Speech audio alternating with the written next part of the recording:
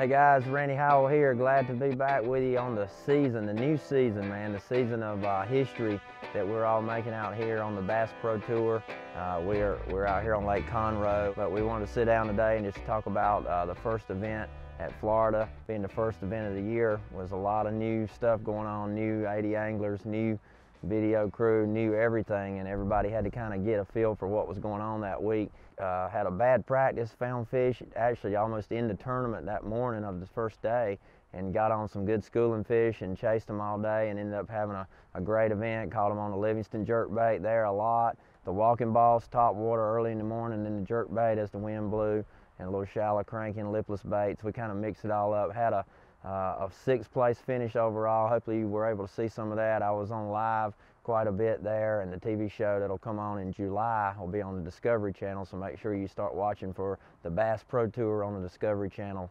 Immediately we came right here to Lake Conroe, and Conroe has been a lake that I've struggled on several times. I'm gonna be honest about it. I haven't done as good here. Put a lot of preparation time into this lake, and I didn't do good at all when the Classic came, so I really had a grudge on this lake when I came here this week. I wanted to have a good tournament, and in the Bass Pro Tour we have 2 days of practice, and the second day is you have to be out the water at 4 o'clock, so it's a fast practice. You don't have a lot of time to figure them out.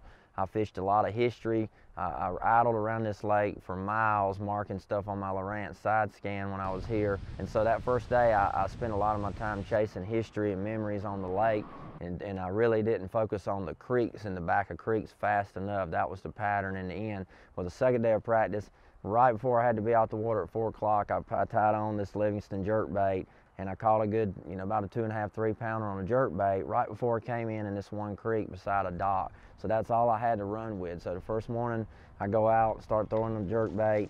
I catch a 2.5 pounder in that area, catch another decent one. Put a lot of time into the jerkbait pattern because those fish were moving, and they were staging, trying to move up to spawn. A lot of them moved up on the bank trying to spawn probably a week or two ago when it was super warm here. And then these super cold fronts, the weekend we got here, they had freezing rain and sleet here and a high 35 degrees for 2 days. So those fish backed off, and that's when the jerkbait pattern works really good. And I like the table rock shad color in the muddier water. And but that pattern just never materialized good enough because the fish were moving so fast. The weather warmed up quickly on the first tournament day, and those fish started moving. And so I transitioned from this to a jig that day and ended up catching some of the fish on the jig. So this lake has 1 million boat docks on it, and it's a stable lake with a lot of seawalls, so fish are used to being in the same areas a lot. So as soon as I picked the jig up, throwing it on the Andy Montgomery skipping jig rod from Daiwa, that's a 7-foot medium, 7-foot heavy action with a Tatula 100 8.1 retrieve reel. You need a super fast reel for skipping the jig. 20-pound gamma fluorocarbon and a 3/8 ounce Lunker lure, ultimate rattling jig. It's got good double rattle on it, and so I'd skip it under the back of these platforms, and about the first 5 or 10 minutes I catch a 4-pounder, a 315, and that jumped me up the board just a little bit, got my momentum going. And then I started looking in those super shallow places, idling back in these coves, looking for these docks that were real protected, that were tucked back in with no wind. They wanted no wind, no waves. They wanted total calm sunshine, and that's where they were at. I settled for a couple more, 1.5, 2-pound keepers on the jig that day, survived that day. I was in 18th place, so had an off day after that. It's great on the Bass Pro Tour. 40 guys fish one day, and then the next day we have the day off to do sponsor activities, things like that. The other 40 guys fish. So I was able to regroup, study my Google Earth maps a little bit, my Lowrance map, my chip on there, my sea map, and just kind of seeing the back of these creeks and trying to find more of that stuff.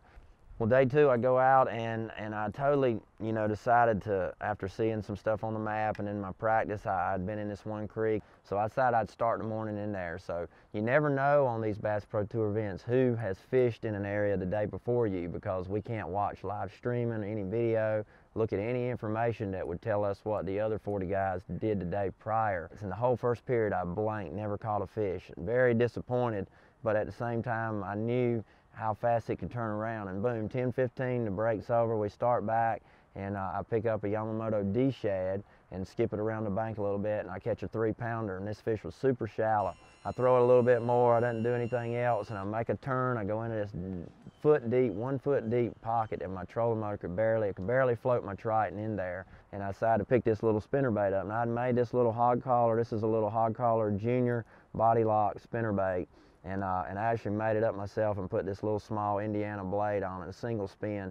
And it's muddy water, so I take a Cinco. I always take a bubblegum pink Cinco.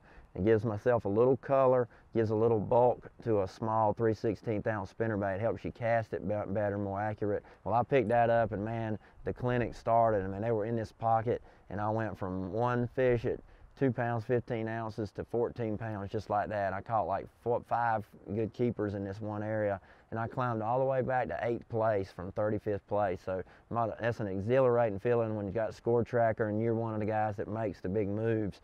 We had a lull during the first of the third period, and I never really found anything else in there, and I think I kind of beat them out. I caught most of what was in there. So third period, I catch one more decent fish, and end the day with 17 and change in 16th place. So 16th place, I move on. I'm fishing now in the knockout round, 2 events in a row. I got the points I need to make the Major League Cup event, which is you make that after fishing 2 Bass Pro Tour events. You qualify for a cup if you're in the top 30 in the points. So I knew I had that done. Top 40 guys start over at 0. So now I'm even with Jordan Lee, who was blasting the field the first few days. You know, we've all got a chance to win again. That's what's so awesome about it. I start out in a creek I haven't been to, you know, since practice. I fish in there, catch a fish pretty quick, not much happening. So then I make the gamble. I said, look, we gotta do something big and different. So I get the Triton Mercury fired up, and I run north. I go all the way up into the area called the Jungle. The first little island I pull up to in there, a couple good fish bust shad up in the bushes. And I throw the D shad, I throw the top water, I throw everything, buzz bait, everything, and I can't get them to bite anything but this same little bitty spinnerbait. And that was what was so hard, because this spinnerbait has a little small hook, and it's not really a bait that you can wrangle big fish out of cover real well. This setup that I've been throwing this bait on this week is really important, because I caught the majority of the fish in this tournament on this little spinnerbait, and I threw it on my 7-foot medium light shallow crankbait rod. It's my cranking and jerkbait rod, and I was throwing it on 14-pound gamma fluorocarbon, which is really tough line. This rod allowed me to cast this bait in the Tatula 100 7.1 retrieve reel. You can loosen it up. It's got the T-wing on it to make those long, accurate casts with these light baits. I get up in these bushes, and boom, boom, boom, here I go. I start making a comeback, and I'm throwing it, and I wrangle 3 or 4 out of there. You know, they're all mostly the 2-pound range fish. And all of a sudden, you know, here comes another good one, hits it, runs behind a bush, he comes off. And the next one hits behind a bush, comes off. And little by little, it slowly faded away again. Everybody else kept catching them, and the rest of the water I kept covering there had no bait fish in it. For some reason, this one little area had some fish, and that was it. So I said, look, we got to do something. And how I won a lot of money in my career, the Classic included, is picking up the Livingston crankbait and hitting riprap and bridges. And February, March, April, it's the best month to hit riprap. I put the spinnerbait down.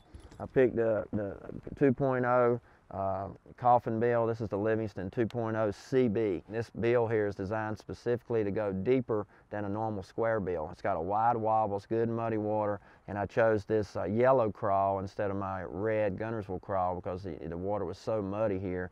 And I jump up there, pull up on this riprap, and boom, I hook a 3 to 4 pounder, and I watch him jump, sling the bait out, and I'm so disappointed. I turn, get on this side, throw in this corner, boom, I catch a 3-pound 7-ouncer, and this jumps me up now within 9 pounds of the top 10 cut. And I cut right back where I lost the fish at, and boom, hook another one. That 4 to 5 pound head just comes to the surface and shakes the bait out, and they're just barely nipping at it because they weren't feeding, just reaction strikes.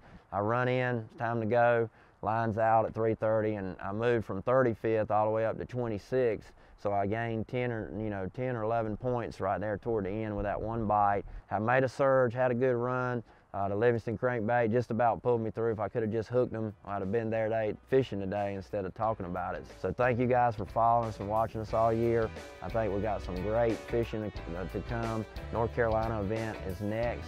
It's a big fish lake in Jordan Lake and Falls Lake, Sharon Harris. I grew up fishing a few local tournaments in that area, so that's a big fish lake. Stay tuned to that one. Appreciate y'all following us and liking us on Instagram, Facebook, and if you ever have any questions, send them on there. We'll try our best to answer them. But until we see you next, good luck, God bless. That's all she wrote, boys. Bye-bye.